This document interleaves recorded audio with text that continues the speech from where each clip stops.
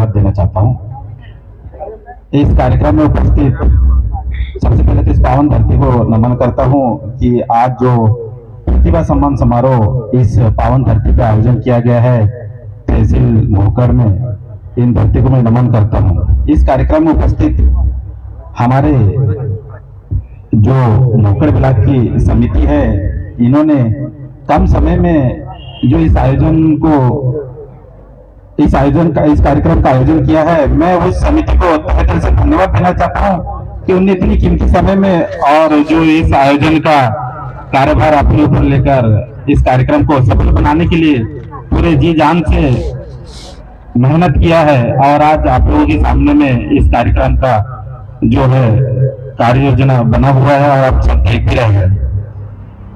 इस मंच में उपस्थित हमारे जिले के माननीय श्री संरक्षक महोदय बाबू सिंह मां साहब जो प्राचार्य है, मैं उनको भी धन्यवाद देना चाहता हूँ।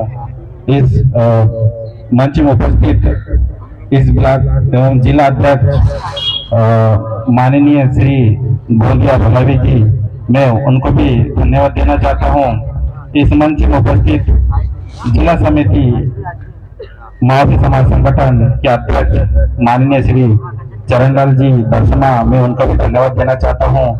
इस समिति में उपस्थित, इस कार्यक्रम में उपस्थित माननीय सचिव महोदय सुरेंद्र जी शकोम, मैं उनको भी धन्यवाद देना चाहता हूँ।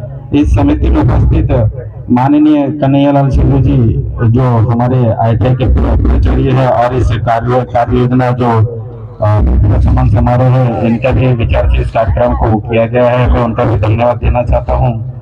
इसमें उपस्थित हमारे समाजसेवी जो जिला अस्पताल छिंदवाड़ा में निरंतर आप लोगों की सहयोग और सहायता करते रहते हैं, मैं उनका भी नाम लेना चाहता हूँ। संजय जी वनराज, वो भी इस कार्यक्रम में उपस्थित है, उनको भी धन्यवाद देना चाहता हूँ, जो निरंतर अपने जिले में समाज सेवी के रूप में जाने जाते हैं और अस्पताल में हमेशा निरंतर लोगों की सेवा करते रहते हैं। और इस कार्यक्रम में उपस्थित भुवनेश राज बेटे जो मनकू घाटी से है, उनका भी मैं धन्यवाद देना चाहता हूँ। और एवं समाज जो सरपंच और जो इस कार्यक्रम में उपस्थित जितने भी जो छोटे छोटे होंगे, मैं उनको भी इस मंच से धन्यवाद देना चाहता हूं कि वो अपनी कीमती और बहुमूल्य समय लेकर इस कार्यक्रम में उपस्थित हुई है। सभी को धन्यवाद देना चाहता हूं।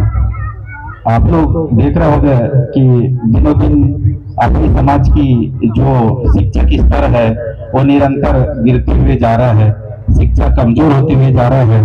इसमें ऐसा क्या किया जाए जो अपन लोग शिक्षा की स्तर आगे बढ़ाए। अपने जो बच्चे हैं वो निरंतर 5वीं से पहले से लेकर 5वीं और 10वीं तक तो इतने पढ़ते हैं कि वो निरंतर पढ़ते हुए आगे बढ़ते हैं। 10वीं के बाद में अगर आपने कभी देखा होगा, अगर अपने समाज की रेशो उठा के देखा होगा कि 10वीं के बाद अपने जो बच्चे हैं वो निरंतर पढ़ाई में या तो रुचि नहीं ले पाते या तो फिर कारणवश पढ़ नहीं पाते, या हो सकता है कि उनकी जो भी कमजोरी हो सकती है उसके चक्कर में वो पढ़ाई नहीं कर पाते, या हो सकता है उसमें मार्गदर्शन कभी कभी हो। ऐसी बहुत सारी चीजों को लेकर प्रतिभा सम्मान समारोह किया गया ताकि अपनी जो समाज की है उसकी रेशो अपन को पता चले। और मैं बच्चों आप लोगों से कहना चाहता हूँ कि शिक्षा एक ऐसी चीज है जो पीगा वो दहाड़ेगा। मान लो अगर शिक्षा अगर आप पढ़ाई नहीं करेंगे तो आप दहाड़ भी नहीं पाएंगे। दहाड़ने के लिए सबसे ज्यादा जरूरी है शिक्षा। बाबा साहब अम्बेडकर ने कहा है सभी को कि शिक्षा सबके जीवन के लिए महत्व है। और आप लोगों को शिक्षा के बारे में एक उदाहरण देना चाहता हूँ। लोग कहते हैं कि पढ़ लिख के भी इंसान कुछ नहीं हासिल कर पाता। आप सभी की आपके बीच में जो मैं कहना चाह रहा हूँ, हमारे बीच में ऐसे ही जो 2 प्रेरणा स्रोत है जिन्होंने आज समाज के नाम रोशन किया है। कहते हैं कि शादी के बाद भी लोग कुछ नहीं कर पाते। मैं उन्हीं लोगों को उदाहरण देना चाहता हूँ। आपकी ही क्षेत्र मोकर ब्लॉक से हमारे बीच में रामलाल जी भोसोम जो अभी वर्तमान में शिक्षक मनकू घाटी क्षेत्र में है, उन्होंने शादी के बाद काफी मेहनत करने के बाद में शायद वो कहीं जगह में अतिथि शिक्षा में भी रहे और आज वर्तमान में शिक्षक है। तो पढ़ाई ऐसी चीज है कि उसमें उम्र दराज कुछ नहीं देखा जाता। अगर आप पढ़ते रहो तो ही आप नौकरी हासिल कर पाओगे। अगर आप नहीं पढ़ोगे तो नौकरी नहीं मिलेगा। 10वीं के बाद अगर आप छोड़ दोगे, 12वीं के बाद छोड़ दोगे तो नौकरी नहीं मिलेगा। अगर आप ऐसे ही कोशिश करते जाएंगे तो नौकरी आपको अवश्य मिलेगा, चाहे वो सरकारी हो चाहे प्राइवेट हो। हमारी गांव, हमारे ब्लॉक में ही ऐसा एक रामराव जी दर्शनमा, जिन्होंने काफी मेहनत की। 6-7 साल बाद अतिथि शिक्षक, उसके बाद में जब संविदा की भर्ती आई, संविदा की भर्ती में उन्होंने जो है शिक्षा में मतलब मेडिल में अपनी शिक्षा प्राप्त की और मेडिल स्कूल में आज वो पांडुरना जिला में है। तो ऐसा ही पढ़ाई एक ऐसी चीज है कि शादी के बाद भी या हो सकता है कि निरंतर पढ़ते रहो तो इंसान कहीं ना कहीं नौकरी में लग जाता है। अपनी भावनाओं को ये मत सोचो कि हम पढ़ लिख लेंगे तो बहुत सारे लोग हैं जिनको नौकरी नहीं लगा, ऐसा कुछ नहीं है। एक शिक्षा बहुत जरूरी चीज है कि उसके लिए भी मार्गदर्शन होना जरूरी है। अगर आप मार्गदर्शन अगर अच्छे प्राप्त करोगे तो आपको अवश्य ही नौकरी मिलेगा।